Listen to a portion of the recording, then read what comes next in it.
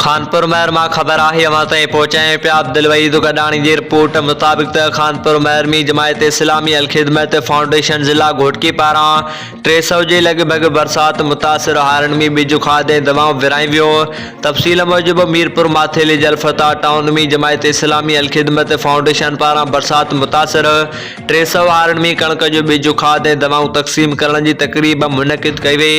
तकरीब में जमायत इस्लामी जिला Ghotki Mohammad Yousuf Mazari deputy director social welfare जिला सदर human rights network Ghotki Sardar Ahmed Gadani खुसूसी तौर पर शरीक थिया। तकरीब के खिताब कंदे अगवाणन चयो त अल खिदमत जमायत इस्लामी सिंध के मिसकिन बरसात मुतासिर मारूअड़न की खिदमत में हमेशा अगरियूं रहियूं आहिनि। जॾहिं त सिंध सरकार मारूअड़न के अकेलो करे छॾियो हो।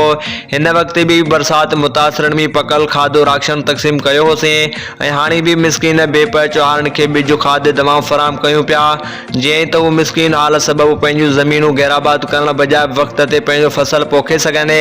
हिननि वधीक चयो त असां ई खिदमत करे हारनि ते को बि एहसान न पिया करियूं, पर मिसकिन जी मदद कंदे दिली सुकून महसूस कंदा आहियूं। हारनि जी खुशहाली सिंध जी खुशहाली ऐं सिंध जी खुशहाली असां सभिनी जी खुशहाली आहे।